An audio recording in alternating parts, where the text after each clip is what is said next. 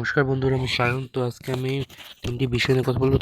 তো প্রথমত একটা বিষয় নিয়ে কথা বলবো, সেটা অনেকদিন ধরে খুব ভাইরাল হয়েছে যে অক্ষয় খান নাকি দৃশ্যম 3-তে থাকবে।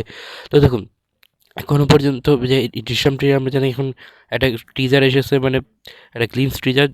তো সেখানে অক্ষয় খান্নারকে দেখা যায়নি, যদিও অজয় দেবগন এবং টাবুকে দেখা গেছে, কিন্তু অক্ষয় খান্নাকে দেখা যায়নি। তো কয়েকদিন ধরে শোনা যাচ্ছে অক্ষয় খান্না নাকি বেরিয়ে গেছে এই ছবি থেকে। দেখুন, প্রথমত কারণ উঠে আসছে যে থেকে যে বড় কারণ, সেটা হচ্ছে গিয়ে তার পারিশ্রমিক। তো সে পারিশ্রমিক চেয়েছে হচ্ছে গিয়ে 21 কোটি টাকা। তো এখন ধরেন অক্ষয় খান্নার দিন খুব ভালো যাচ্ছে, কারণ এই বছর সে ছাবা, তারপর হচ্ছে গিয়ে ধরুন ভালো একটা কামব্যাক করেছে।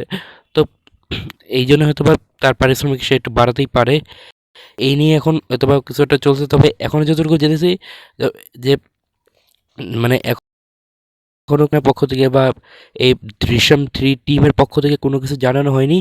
তো এখনও পর্যন্ত এটা বোঝা যাচ্ছে না, এটা খবর মানে ইনসাইডার আপডেট থেকেই আমি বলছি। তো এটা এখন শিওর না যে অক্ষয় খান্না দৃশ্যম 3 থাকছে।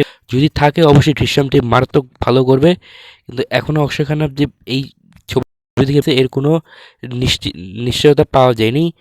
তো এরপরে নিয়ে কথা বলতে চলেছি, সেটি হচ্ছে গিয়ে যে ওয়েলকাম 3 এর একটা লুক, একটা ছবি বেরিয়েছে। মানে কালকে ওয়েলকাম 3 এর শুটিং শেষ হয়েছে। ওয়েলকাম 3 পক্ষ থেকে একটা ছবি বেরিয়েছে, যেখানে দেখা যাচ্ছে অক্ষয় খান্না রয়েছে, সুনীল শেট্টি, তারপর আরশাদ ওয়ারিশ থেকে জনি লিভার, পারসল, অনেক অভিনেতা দেখা যাচ্ছে। দেখুন, ওয়েলকাম একটা কমেডি মুভি ছিল, তার বাকি পার্টগুলো এসেছে সেখানে।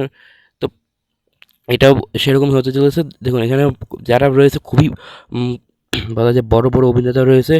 আর এদের কমেডি আমরা জানি কেমন, বিশেষ করে জনি লিভার বলেন বা আরশাদ ওয়ারিশ, এদের কমেডি আমরা সবাই জানি। গোলমালও দেখেছি। তাছাড়া যদি সুনীল শেট্টি রয়েছে, অক্ষয় কুমারও রয়েছে। তো অবশ্যই কাস্টিংটা খুবই ভালো হলো। তো এটা জঙ্গল অ্যাডভেঞ্চারকে ঘিরে হতে চলছে। তো এসব সিনেমা অবশ্যই খুব ভালো হবে, বিশেষ করে যেগুলো জঙ্গল অ্যাডভেঞ্চার। তো আমি অবশ্যই কাজটা নিয়ে খুবই এক্সাইটেড রয়েছি। তো আগামী বছরই রিলিজ পাচ্ছে সিনেমাটি। তো দেখা যাক কেমন হয়। এরপর টিজার ট্রেলার আসে, আরও বোঝা যাবে। তো আজকের মতো এই রইলাম ভিডিওতে। এখন হতে পারে দেখাবো ভিডিওতে। আর যদি চ্যানেলটি নতুন হয়, please like, comment, subscribe, share করে পাশে থাকবেন।